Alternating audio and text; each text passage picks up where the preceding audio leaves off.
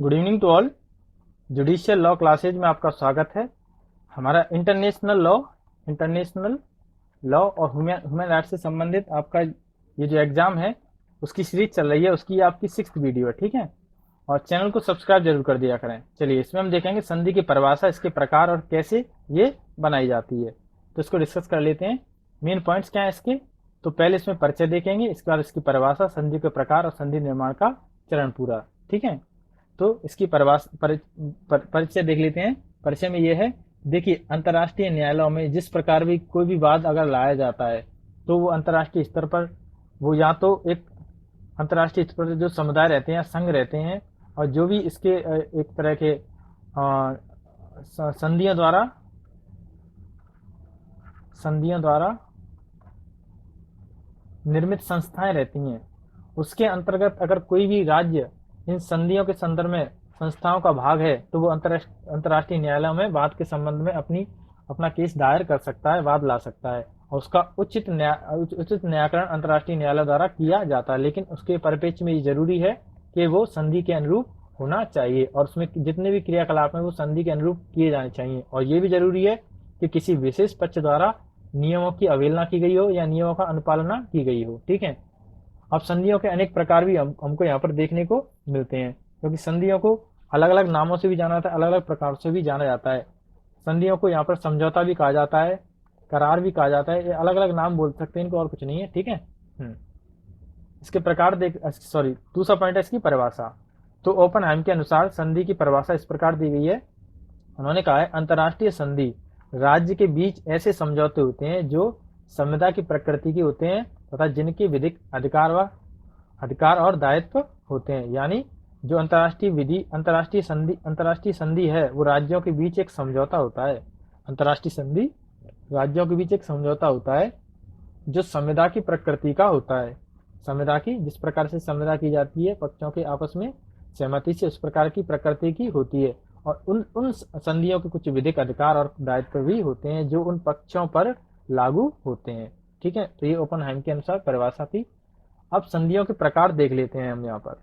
तो संधियों के प्रकार के लिए हम मुख्य रूप से 3 आधारों पर देखेंगे, ठीक है। पहला मैक नायक के अनुसार, फिर ओपनहाइम के द्वारा जो प्रकार बताए गए हैं, और तीसरा देखेंगे पक्षकारों के आधार पर संधियों के प्रकार। चलिए, तो पहला है मैक नायर द्वारा संधि को पहला बताया गया है, 1 नंबर पे बताया गया है कि दस्तावेज द्वारा संधि, यानी जो जिस प्रकार की संधि कुछ दस्तावेजों पर आधारित होती हैं, यानी दस्तावेजों के बिना वो संधि उस प्रकार की निर्मित नहीं हो सकती है, उस प्रकार की संधियां दस्तावेज आधारित संधियां कहलाती हैं।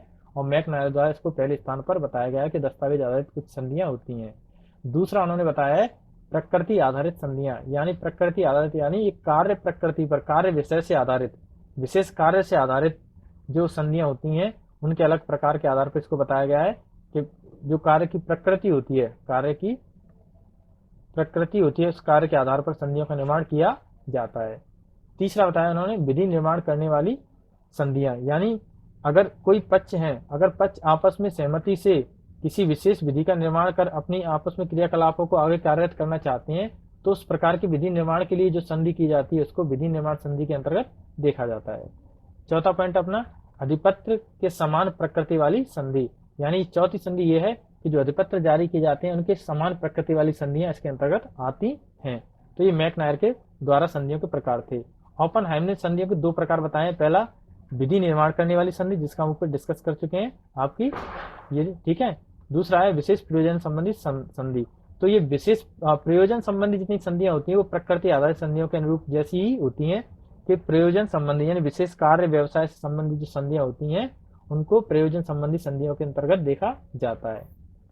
अगला है आपका पक्षकारों के आधार पर संधियां। पहला है द्विपक्षीय संधियां, यानी जिन 2 पक्षों के मध्य जो संधियां की जाती हैं वो द्विपक्षीय संधि कहलाती हैं। दूसरा है अनेक पक्षीय संधियां, यानी जिसमें 2 पक्ष के अलावा और भी पक्ष कई सम्मिलित रहते हैं, इसका कार्य क्षेत्र काफी व्यापक होता है, ये अनेक पक्षीय संधियां कहलाती हैं। जबकि बहुपक्षीय संधियां 2 से अधिक पक्षों वाली संधियां बहुपक्षीय संधियां कहलाती हैं। तीसरे पॉइंट पर, हाँ। चौथा पॉइंट इसका हम देख लेते हैं, संधियों का निर्माण, यानी संधियों का निर्माण कैसे होता है। तो संधियों का निर्माण, सबसे पहले संधियों के निर्माण के लिए प्रतिनिधियों को अधिकार दिए जाते हैं। यानी विशेष राज्य द्वारा या विशेष संस्था या जो भी संधियों में इन संधियों में सम्मिलित रहता है उसके द्वारा एक प्रतिनिधि की नियुक्ति की जाती है और प्रतिनिधि को उस संधियों के अनुरूप विशेष अधिकार दिए जाते हैं जिनके अनुरूप उस संधियों को वो आगे कार्यरत करता है। अब संधि के अनुरूप इनमें वार्ता चलती है, पक्षों में अपने अपने पक्ष रखे जाते हैं, बातें की जाती हैं कि क्या आगे कार्यरत करेंगे, उसके उद्देश्य, उसके उद्देश्य, आशय, मूल्य सब देखे जाते हैं कार्य के संधियों के। ठीक है। तीसरा पॉइंट है प्रावधानों को स्वीकार किया जाता है। जब आपस में वार्ता की जाती है तो उसको स्वीकार अस्वीकारता भी दी जाती है, यानी प्रावधानों को स्वीकार की जाती है अगर संधि को आगे बढ़ाना होता है तो। ठीक है।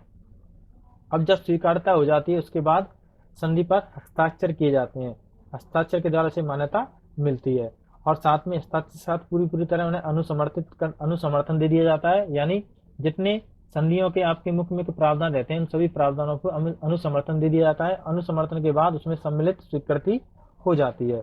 अनुसमर्थन के बाद उन बातों को जो प्रावधान है संधियों के संदर्भ में उनको पूरी तरह स्वीकृति प्रदान कर दी जाती है और इसके बाद स्वीकृति प्रदान करते ही उस संधि को लागू कर दिया जाता है, जबकि कुछ संधियां आपके हस्ताक्षर करने के उपरांत ही लागू हो जाती हैं, जबकि कुछ संधियां जो होती हैं वो आपकी ये जो आपके पॉइंट है इन पॉइंटों के उपरांत लागू होती हैं और लागू होने के बाद में आपकी संधियों के द्वारा संधियों का पंजीयन प्रकाशन कर दिया जाता है, जो कि पूरी तरह एक पब्लिक स्रोत हो जाते हैं। ठीक है, लोक स्रोत हो जाते हैं जो उस राज्य या जिसके संबंध में संधि की है उससे संबंधित जितने भी अधिकारी होती हैं उनके लिए पूरी तरह प्रकाशित हो जाती हैं, जिससे वो संधियों को आकलन देख सकें और एक तरह से भविष्य स्रोत के रूप में भी कार्य करती हैं और साथ में किसी पक्ष के द्वारा किसी भी नियम को तोड़ने पर उसके लिए वाद भी लाया जा सकता है। तो ये थे आज की वीडियो संधि के संदर्भ में। आशा करता हूँ ये वीडियो आपको हेल्पफुल लगे। चैनल को सब्सक्राइब जरूर करें, वीडियो को शेयर करें। Thank you.